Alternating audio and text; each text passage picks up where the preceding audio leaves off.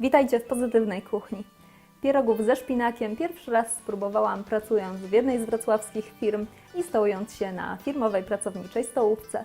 Muszę przyznać, że miały całkiem dobry farsz, ale niestety dalekie od ideału było ich ciasto. Dzisiaj zapraszam Was na pierogi ze szpinakiem według mojej domowej receptury, na cieście najbardziej tradycyjnym, bo tylko z mąki i wody. Zachęcam gorąco do odwiedzin na pozytywnakuchnia.pl, gdzie znajdziecie więcej przepisów na inne potrawy oraz na inne ciasta na pierogi.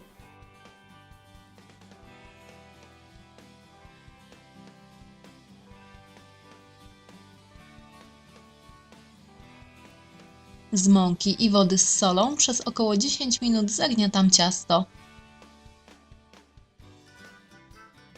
Na czas przygotowania farszu przykrywam talerzem, żeby nie obeschło. Na zimnej oliwie na małym ogniu szklę drobno pokrojoną cebulę. Delikatnie podsypuję cebulę solą. Zeszkloną cebulę odsuwam na bok, a na pozostałej oliwie szklę przeciśnięty przez praskę czosnek.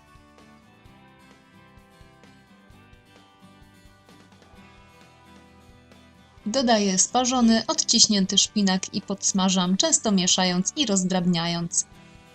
Kiedy szpinak ściemnieje i zmniejszy swoją objętość, a z całości utworzy się gęsta papka, zdejmuję z ognia. Doprawiam białym pieprzem i gałką muszkatołową. Studzę, dodaję twarożek i dokładnie mieszam.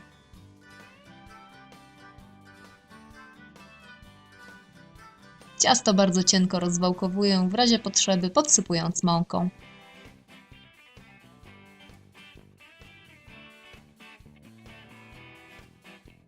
Wycinam w cieście kółka ostrą szklanką lub filiżanką.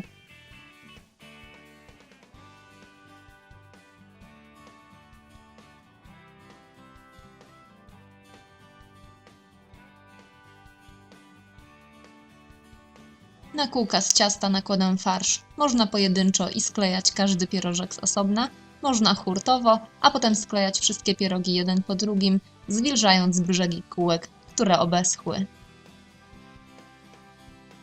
W razie potrzeby delikatnie wyrównuję farsz i zaczynam sklejanie pieroga. Każdy pieróg sklejam od środka ku brzegom, dobrze dociskając ciasto. Na sklejonych pierogach duszę widelcem wzorki. Pierogi wkładam do osolonego wrzątku i gotuję pod przykryciem. Przez chwilę delikatnie mieszam, żeby nie przywarły do dna.